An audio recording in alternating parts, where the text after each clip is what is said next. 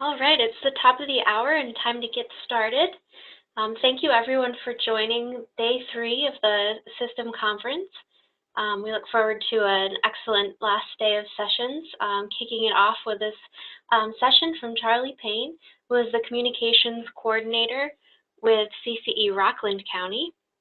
A couple of notes before we get started. If you have any trouble with any of the technology today, feel free to use the chat box and I'll address it with you. If you have any problem with audio, please let us know. And also please use the chat box to ask questions for Charlie, and I will help him monitor that throughout the session. So with that, I will turn it over to you, Charlie. Thank you, Katie, and thank you for being the room mom this morning. How's my audio, everybody? Can you hear me okay? Any problems? Okay, how's my hair? So, we can't see you. Yeah, it was a joke. I'm also bald, so that... Oh. Okay, so here we go. Why are we here? We're here because images are profoundly moving to us, and you can communicate so much more through a picture than you can through text. And in this modern world, our attention to everything is decreasing, but especially text. So you want images that are really going to hit home and convey the messages that you want. And when we have really good engaging pictures of our work, it helps us in so many ways for outreach, for grants, for reporting, for recruiting. All of that is so important. So that's why I decided to put this together, because as the communications coordinator, I often get photos from some of my educators, and it's not that they're not good, it's just I know they could be better, and that could do so much more for the impact that we have. So that's why I wanted to do this little session, and without much more, let's get started.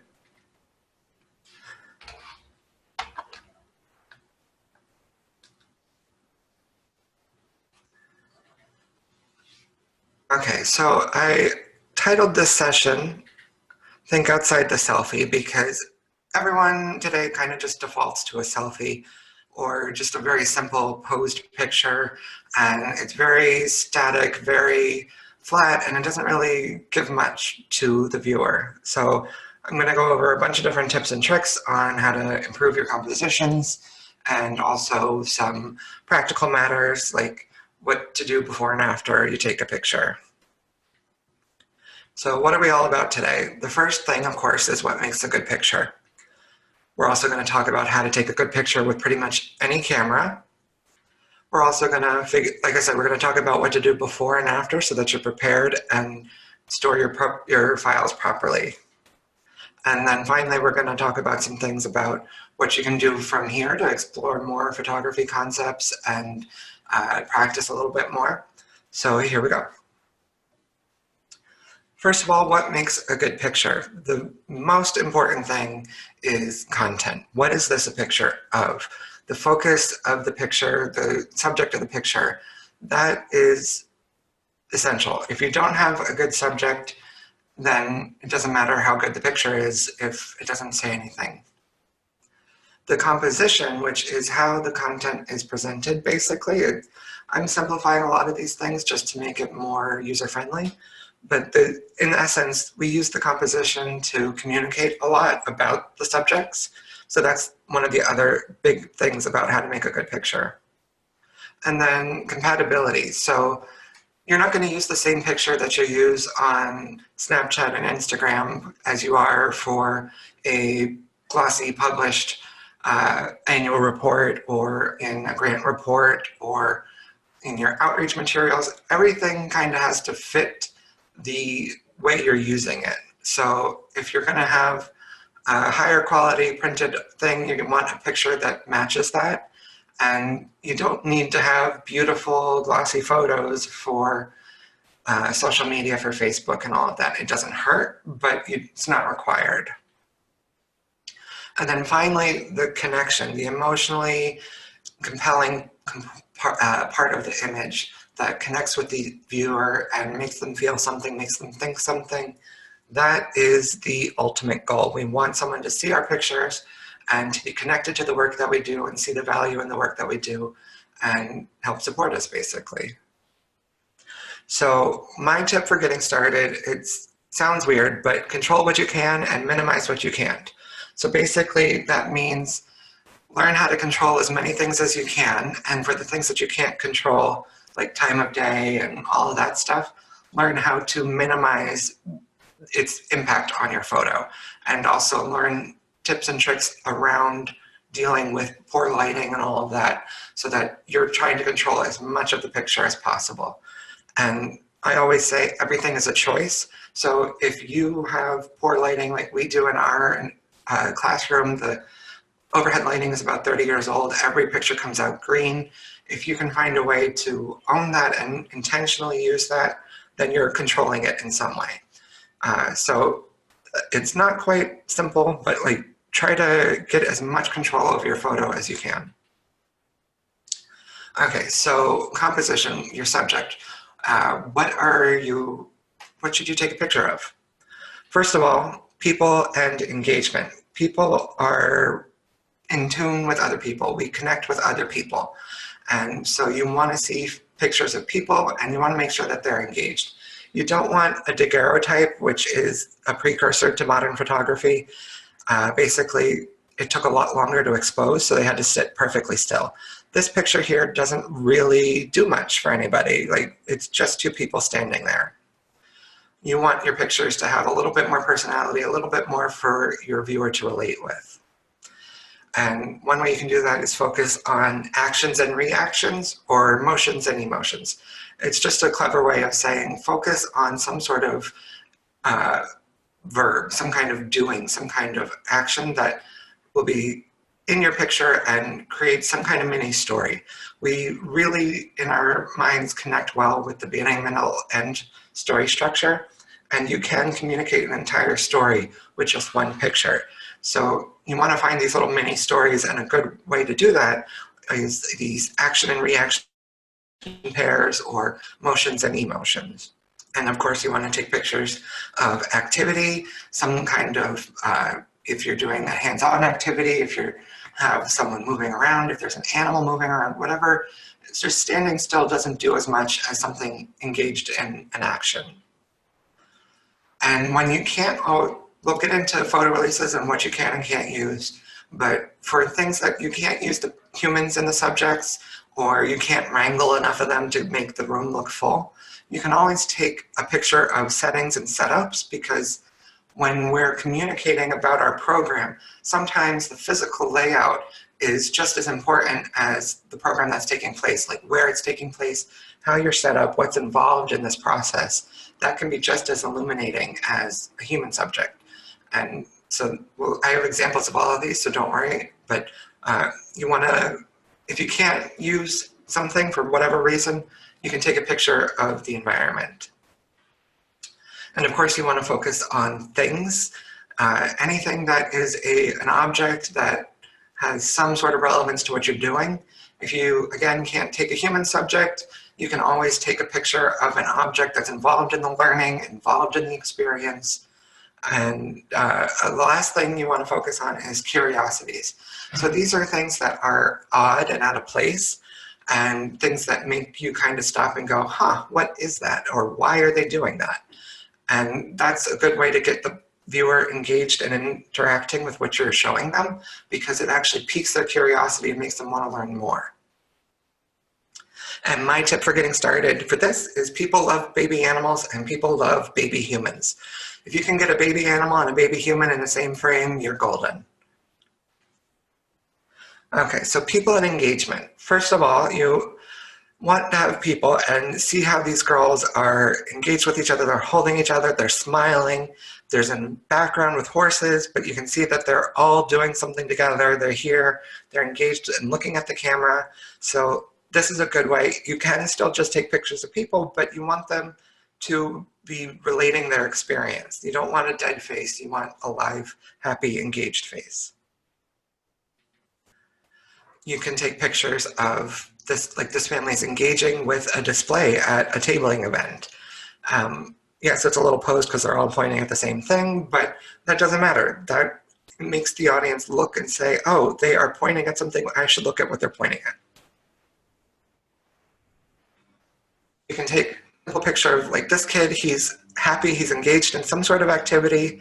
You can see the leader is holding something. We don't see the object, but that creates interest because you're kind of thinking, what is he looking at? What are they doing? This is again a tabling scenario, and this is kind of what any person walking up to the table would see. You see the volunteer there, and you see her exhibit, and she's smiling and welcoming you in to learn more about hydrilla. This is another great engagement. This is an accomplishment. Our educator reached the top of the mountain. She's happy, she's accomplished something, she's looking at the camera. You see her and she's vivid and lifelike and really pulls you into the scenario. Okay, actions and reactions. So this is a volunteer being awarded a Volunteer of the Year award. She's happy, she's surprised, she's delighted. She's reacting to the moment, and that creates visual interest and creates interest in her story, and thus what we're doing, our work, our story. Oops. So this is a very finite action, planting a seed. This communicates a lot, and yes, it's a kind of standard image for us, but the idea of physically doing that is a finite action that communicates a whole little story to the viewer. Oops, gone the wrong way. Okay, again, another planting. They're starting seeds and planting seedlings. It's a very finite action, and it communicates that something's happening, and it's not just your standard sitting there smiling. She's engaged with the work and learning about this program. Here we have our horticulture lab technician. He's shoveling compost. This is an action. It's a very active photo. You know this motion. You can see him in your mind doing the rest of this. And that creates, again, more connection to what's happening. Okay, activities. So this is a floral arrangement class. You have the whole room full of people, all the flowers, all the activity. So in this instance, it's a great photo, but at the same time, if you wanted to really focus on the action of floral arranging, you can always just go straight for her hands and just take a picture of the actual finite motor activity. So this is a solution if you can't take pictures of someone because you don't have their permission or whatever. If you can't use those pictures, you can always use hands. No one can really claim that you can't use their hands because who can identify anyone by their hands? So this is a great way to get into the action and bring the viewer to the class, to the program, and say, this is what we're doing. You're part of it now. Here we have some girls building a wooden box structure. I'm not sure exactly what it is, but it's an action. They're doing something. Yes, they're sitting, but they are working on something, and it creates that more visual interest. Hula hooping. These kids are part of an Eat Smart class. We couldn't use their faces, so they're all turned from the back, but you still see the hula hoop action. And we all get involved when there's more activity in an image.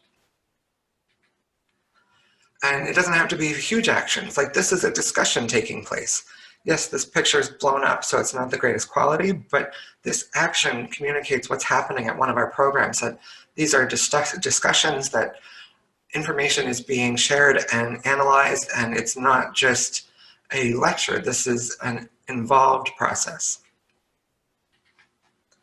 Here we are at our horticulture lab again, and our technician is looking through the microscope.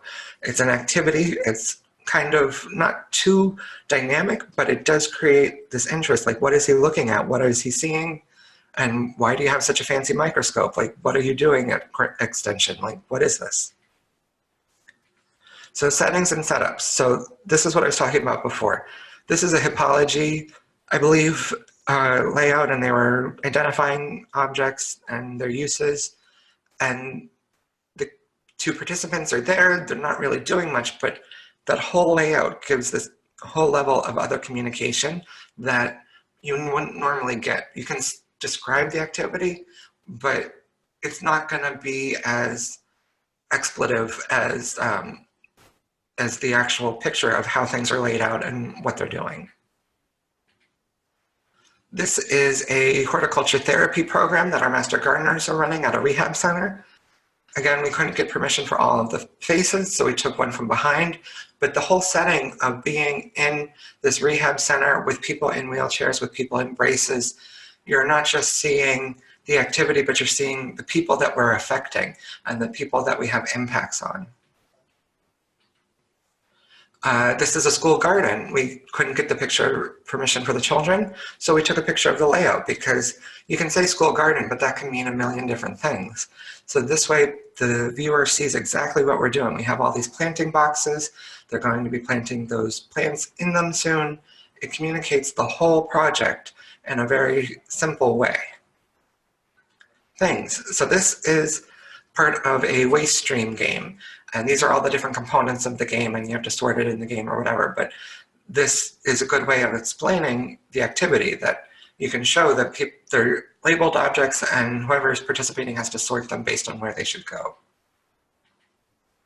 A pH test kit at our lab. This is a great way to showcase not just that we have information, but we do things. We have actual tests that we run. We have analytical capabilities. So this isn't something that is like has a smiling face attached to it, but it does communicate a lot of what we do. Oops. Okay, so again, another children's program. We do a children's reading program in the libraries. We couldn't get photo permission for everyone, so we took a picture of the book and a plush spider. So this book is about Anasi, the spider storyteller. So this is, of course, very colorful because it's a children's book, but it communicates the type of activity that we're doing. Curiosity. So when I was saying things that pique your curiosity, like this is a direct thing. Like, I want to know, what are they looking at? What's on that plant? Why are they looking at it so closely? Again, from the spider activity, here's a kid dressed in a spider costume. Doesn't that make you kind of question, be like, what's going on? Why are they doing that? Why is he in that funny little costume? This is another tabling scenario. Tabling can be very dry and very boring. Something just happened, and you can see it in all their faces. They're reacting to something, and that makes you curious. That makes you want to know what just happened. Here's a girl with a lizard on her head. Tell me you're not interested. Okay, so this is something that I talked about in my presentation 2 years ago. If you were part of that or not, it doesn't really matter. I'm going to go over it again. This is my little creation for the pyramid of photo content. So at the bottom, we have photos that are not related to your subject, not great quality, and they didn't come from you. They're kind of not the greatest. Then above that, there are photos that are yours and relevant to the subject, but not the greatest quality. And then going farther, we have high quality and relevant to your subject, but not from you. And at the top of the pyramid, there's high quality pictures that are relevant to your topic and come from you. And the gold star for everything is if you get all of that plus engage the audience. So this is just my opinion of where the priority for photo content is. If I have a picture that came from us that is high quality and will engage the audience, I will use that over anything else. Okay, so whatever your subject is, a good composition is how we engage. So we're going to talk about improving your compositions now. And like I said before, we use composition to communicate the importance and relationships of subjects in the photo. So these rules, these things, they're not rules, they're just trends that I'm going to tell you about are good ways to communicate the different relationships and different importance of the subjects in your frame. So the composition basics, the first thing we're going to talk about is the rule of thirds and triangles. It's not the rule of thirds and triangles, it's two separate things, but they go together and you'll see why in a minute. We're also going to talk about visual weight and balance. Again, two different things, but they work together. Negative and positive space, which is a little bit more advanced, but the important things that we're going to talk about and focus on is headroom and nose room, which is also called lead room or eye lines. And I think we're not going to have time for this, but I included all of these in the notes and links to different explanations and tutorials online if you feel curious and adventurous to look up these other aspects of composition. So first thing, rule of thirds and triangles. The rule of thirds is a simplification of a larger understanding of how we perceive things. It's very, it's a way to line things up in your picture. I'll just show you, here we go. So here's a photo, and basically what we do is we divide the photo into thirds, top and bottom, and left and right. And along those lines, we should align important things, like major features, and then at those cross sections, we should have the most important features. This is just a visual language that the way our brain processes images and the way we've grown up looking at pictures that just makes sense to us. So up here, we have, at our first PowerPoint in the image is the stop sign. And then we have that one taxi on the side that's kind of off and away from the pack. And then over here we have where the pole and the bushes and the traffic line and the horizon line all meet. And what does that form? A triangle. We really like odd numbers and triangles in our images. It's just something that our visual processing connects with. And so I'm going to explain that in two more examples. So it works the same way for portrait-oriented pictures. We divide the canvas into thirds, and look what we have in this picture. We have our volunteer's smiling face, our hands doing an activity, and then the pair of sisters engaging with the camera. And again, it creates this really great visual triangle that helps focus our attention. And not everything has to be lined up with the rule of thirds to be a triangle. Here's an example of one that isn't. So the couple together, the bouquet and their arms form this visual triangle, and it really sits well with us. The composition is something that's pleasing and engaging, and there's this hidden triangle right there that helps us kind of relate to it without us even knowing. Okay, so moving on, we have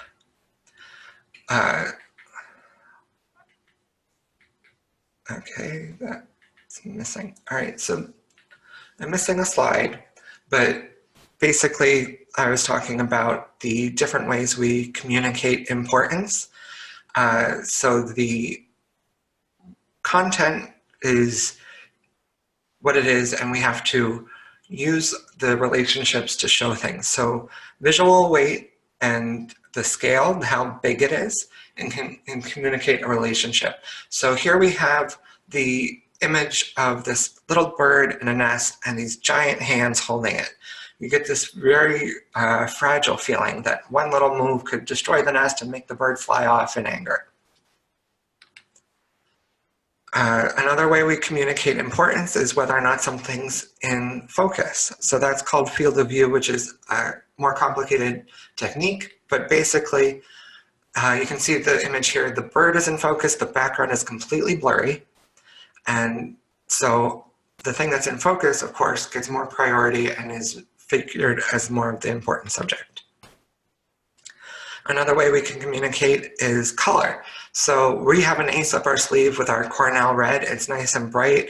It stands out. In this picture, you have all of these subjects that are kind of earth tones, and then bam, we have our Master Gardener in bright red. It draws the attention.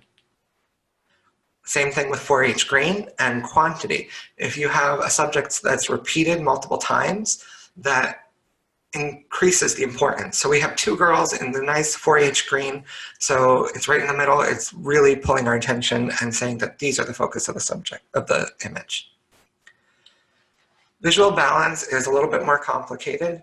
Basically, you kind of want to think of if you pinched the photograph like right over this girl's head here, would it kind of lean to one side or another? That's a really simplification, and it gets much more complicated than that, but that's kind of how I think of it when I'm telling people about it the first time. So you can see this girl, she's the main subject, but then we have all these girls to the side, and then this girl over here. And it sort of feels like a little bit more equal balance between them and her at the center. I have another example. Oops.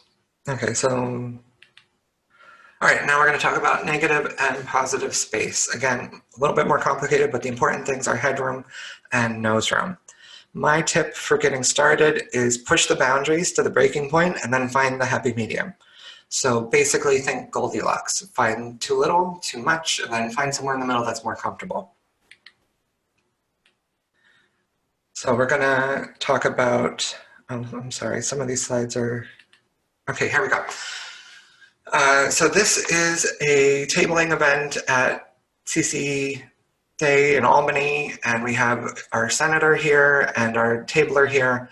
The subject and this main table here are the positive space, and the negative space is all this stuff behind them and in between them. In this image, there are other objects there which make it feel a little bit more full, but that you can use that to your advantage if you want to communicate a lively activity. Otherwise, you can do something like this. The dog is the positive space. The grass is included because it comes right up to the camera, but then all of this is the negative space. So lead room is using the negative space to communicate what's happening. So we know in reality, this dog will hit the ground and continue moving to the right. So if this space where he's leading is too tight, it'll feel awkward because we know that the next image that comes after this one should be the dog moving in this direction. So I'm going to go back to this image and we're going to pretend that this section here is the only picture. So for lead room and headroom, headroom is above the image and lead room is where it's going. So again, remember Goldilocks. This feels too tight. This feels way too loose. I had to stretch it because the picture wasn't that big, but if you had cropped it that far, it would feel like she's really small and you're communicating that she's not as important as her environment, which is weird. Then here's one where it's in the middle, it's comfortable, it doesn't feel like she's about to hit her head on something, and it doesn't feel like she's this tiny little thing in a huge environment. So nose room, lead room, eye lines. Same picture again. This is really tight. She's looking to the one side and it cuts off right after her. So it feels weird. This one, there's too much space and there's nothing at the end of it. I feel like I'm not seeing the whole picture. And then here, again, in the middle, happy middle, there's a little bit of space, not too much space, not too little space, and it feels a little bit more comfortable. So when you're just getting started, that's what I always recommend for any of the settings. Just try to break both ends, like go until it's too far and then come back, and then go until it's too far and come back, but don't go all the way back. Go and find a sweet spot in the middle. Okay, so taking a better picture, you want to learn your camera. So there are common features that are common to most cameras, cell phones and simple cameras, and we're going to go over them, and I'm going to have to pick up the pace a little bit. So you want to learn your camera's limits. Every camera can't do everything the best, especially our simple cameras. So you want to see what your camera can and can't do and know that in advance. And again, practice. The more comfortable you are taking pictures, the better your pictures will come out. Learn what you can control and what you can't control, and again, minimize what you can't control and focus more on what you can control. So things that you sometimes can control and can't control is lighting. If you're outside, you really can't control the sun.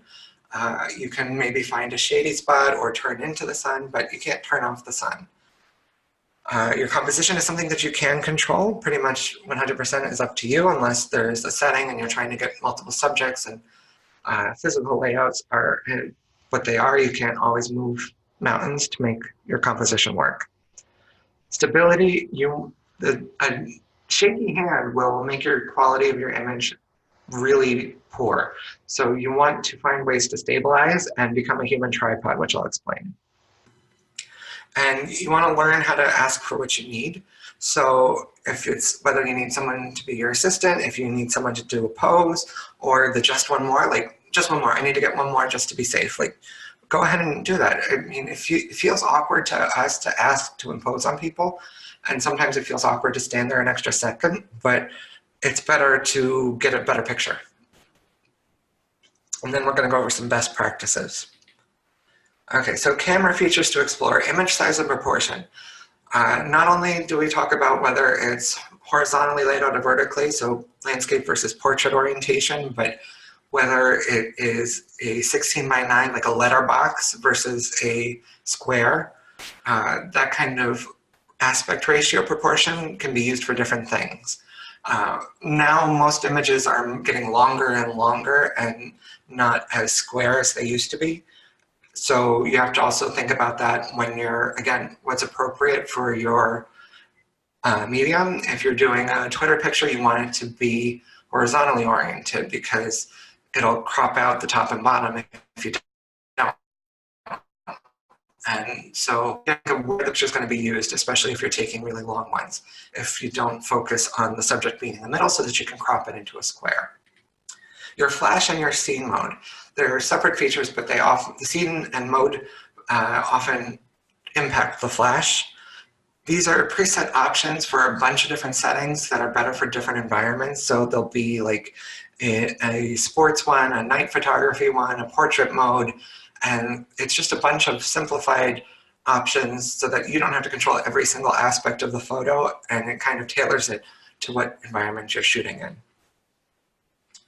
Timer and burst. You can set a timer on your phone or your camera to take a picture in so many seconds, and that's really great, especially if you have a problem with jittery hands when you push the button on the photo. Sometimes it makes you jitter the camera even more. If you use the timer, you can hold still and let the timer run out, and it'll take the picture and you'll be a lot more stable. Burst mode means it's going to take several pictures in quick succession. So again, if you're having trouble with stability, if you have a really if the environment is stressing your camera, like you don't have enough light in the room to capture the action and things are getting blurry, if you take a burst mode, it'll give you several shots quickly, and oftentimes one of those will be a little bit better than the others. Zoom, there's two different types of zoom. There's digital and optical. Digital is not really zooming, and that's just magnifying your picture on your camera. It doesn't improve the image quality. It actually worsens it. It doesn't take more image as you get closer. It just blows it up. Optical zoom, when your camera actually makes a brrr, like a motor noise, that's the lens moving, and that changes how much light comes into the camera, and that changes how much information is transferred. So optical zoom is good. Digital zoom doesn't do anything. You can crop it out later and make it bigger, and it'll be the same.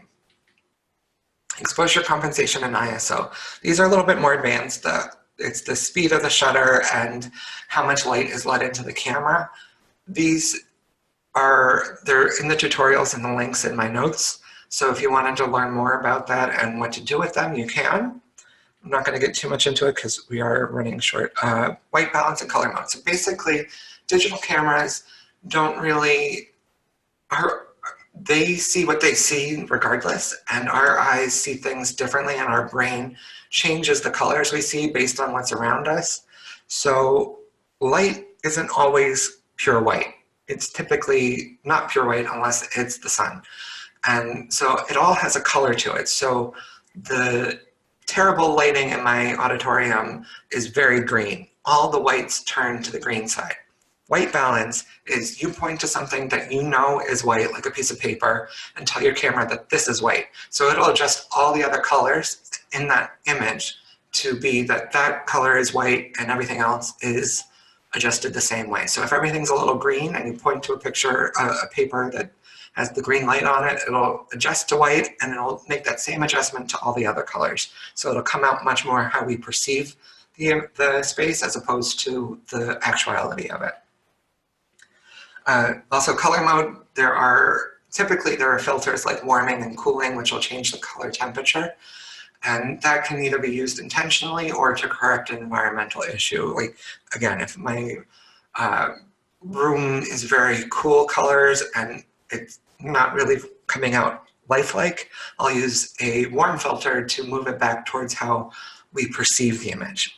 An image stabilizer is something, again, if you have jittery hands, that helps keep your image safe and stable and from blurring.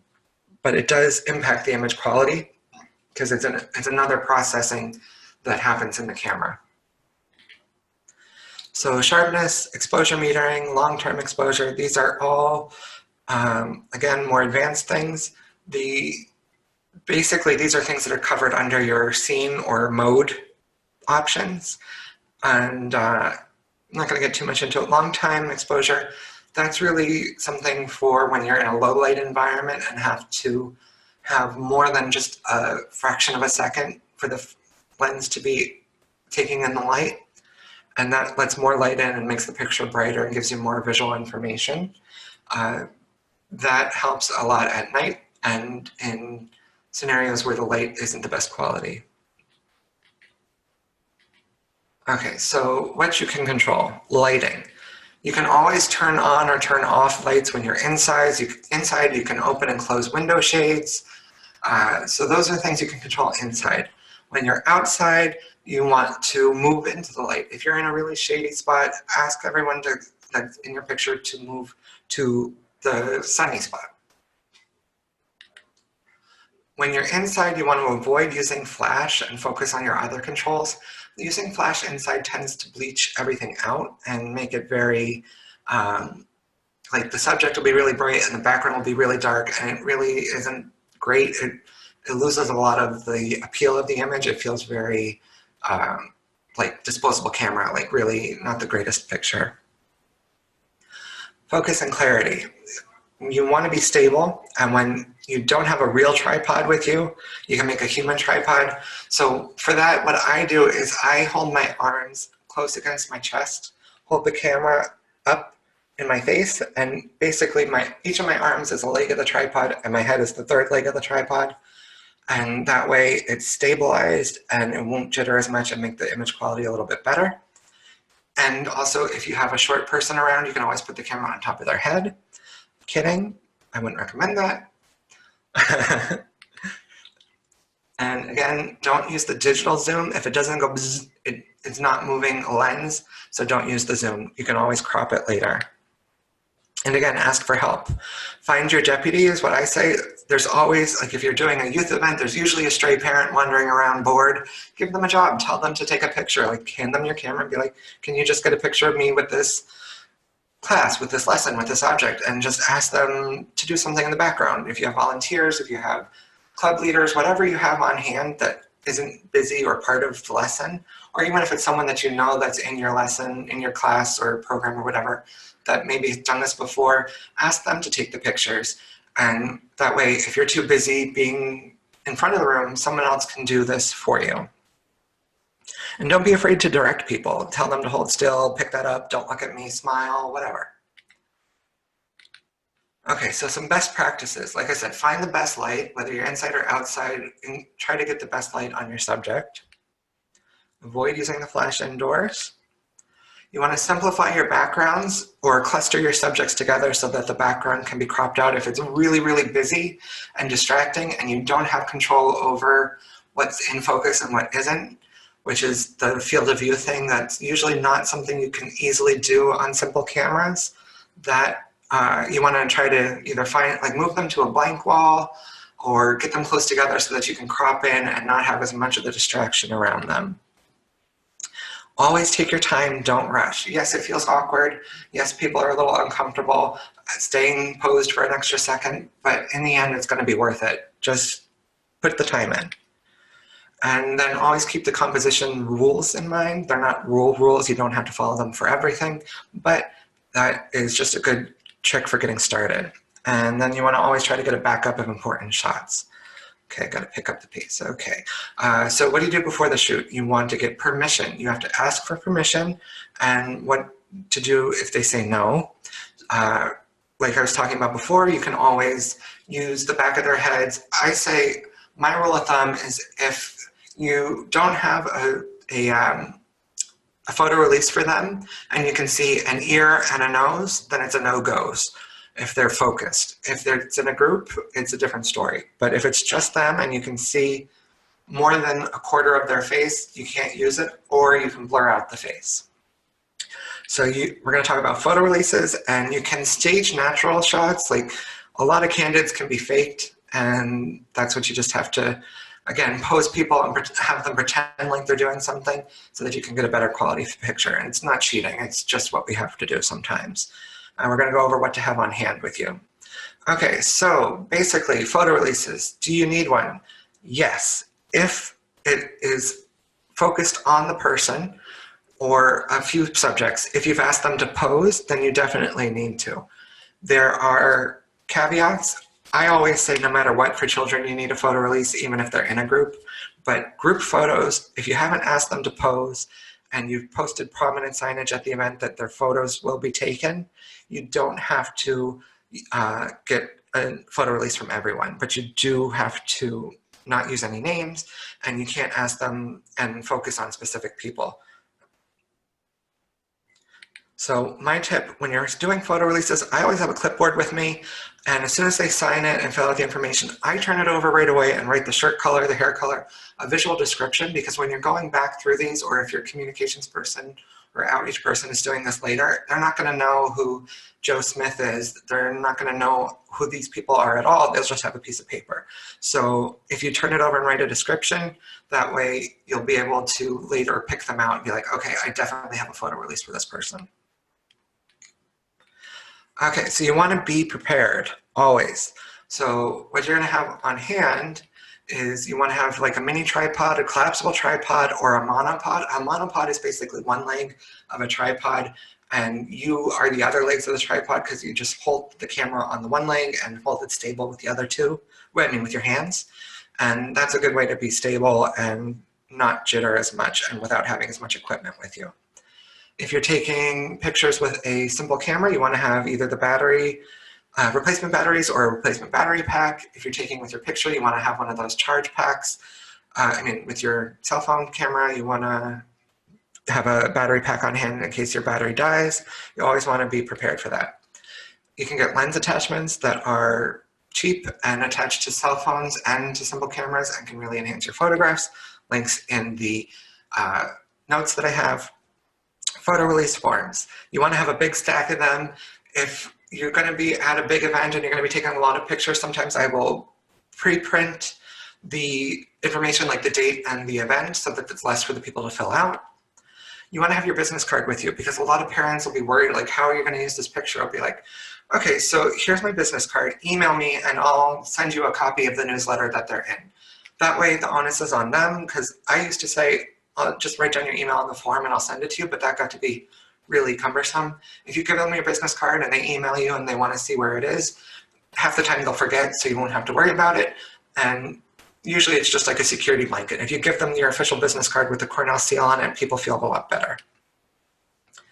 And if you're having someone do your photo retouches, whether it's in-house or if you have an external person doing it, a gray card is a tool that artists and photographers use in their images to correct the color balance issues. And if you just have that off to the side in a picture, it really helps the retoucher. Okay, so what to do after the shot? You want to back up your files, definitely get them off the camera right away and onto your common drive or your shared drive or whatever backup system you use. You want to get the photo releases where they need to go. If they need to go to your HR person, if they need to go to your administrator, whatever you have to do, make sure that they don't get left in a folder somewhere and forgotten. Practice good file hygiene. You want to make sure that you label everything. Delete duplicates and bad shots right away. Include as much detail in the description as possible. If faces need to be blurred, do it right away, or delete the and then delete the unblurred version immediately. And if you can't get photo release and you can't blur the face, label it as internal use only, because we can still use those, we just can't disseminate them. And then you want to explore using simple editing software. There are links to online applications, and then there are a ton of phone apps. There's usually one built into phones these days, and they're pretty simple and can do quite a bit. Okay, so where to go from here? You want to find your camera's manual or use videos online. Everyone's camera, if they're common, there's probably a specific video on how to use your camera, and that's a really great tool. That'll help you learn all the different settings that you have available and the ones that you don't. And that's a good way to get hands-on, figure out what your camera can and can't do. You want to review the concepts that we talked about today. There are online tutorial links in the notes. You want to practice again, always practice. And practice taking and editing pictures. There's also a really great podcast on Lynda, which we have access to through Cornell, called Mobile Photography Weekly. And you want to review your priorities and goals with your team to find out what type of pictures you need for various projects. I always try to have a shot list whenever I'm trying to do an event or something bigger, an actual written list of images that I want to capture. So I want to get the keynote speaker, I want to get the hands with somebody. I have a list of everything so that I don't forget in the moment. And ask questions. My email is on this presentation, it's on the notes. Feel free to ask me questions. Everyone has to take pictures in our line of work. So even if you're not asking someone in extension, someone in a neighboring organization, or even your actual physical neighbor might be a photo buff, everyone might have insight. So don't be afraid to ask questions. Okay, and I skipped that. So here, I think I finished on time. Woo! Think outside the selfie. Thank you. And any questions? Thanks so much, Charlie. This was really great. There is one question. Could you take a picture of someone with their no permission form to remind yourself of which not to use? Also, pick with form. Yeah, so that's a good thing. Sometimes what I'll do is if someone doesn't want to be appear in pictures, but they're not hostile against their picture taking, I will say, can I take a picture of you with your hand stop in front of you, or your arms crossed in an X in front of you, so that I know not to use your face. Usually I have some master gardeners who I have photo releases for, but they're very shy and don't want to appear or whatever. So I'll do that. If it's someone who's really hostile against their picture being taken even in a crowd, you might not want to do that because that might set them off. But yes, you can always do that with a your photo release or whatever. You can, if you have a little whiteboard, that helps too, and then you can also use it to put someone's name on it or whatever, or a subject, and that way it'll be kept in sequential order because your camera will label everything either by the time it was taken or by the sequence it was taken, and you can figure out what the subject was or whatever. It is a very good tool. Yes. Great. And one more question. What resolution is best for images to be used in PowerPoint? It depends how big it's going to be blown up. If it's going to be blown up on a big screen, I would say try to go for 300. If it's just for a small screen, like if you're doing one like this where it's online, you could probably get away with the online quality, which is 150 pixels. But I would definitely, for larger ones, if it's going to be projected on a huge wall, I would say try to get the 300 pixel resolution. Great. Well, thank you again so much, Charlie. This was really informative. It's always great to get some kind of solid tips about what makes a good photo, because I think a lot of us go, oh, that looks nice, or oh, that doesn't look nice, but it's sometimes a little difficult to figure out what we can do to improve. So this was really, really helpful. Thanks so much for joining, and thanks to everyone for coming in today, and I hope you will be able to attend some more sessions later on.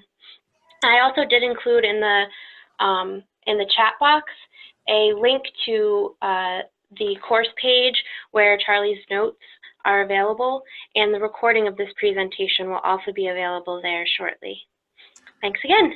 Thank you, everybody, and don't hesitate to reach out if you have questions.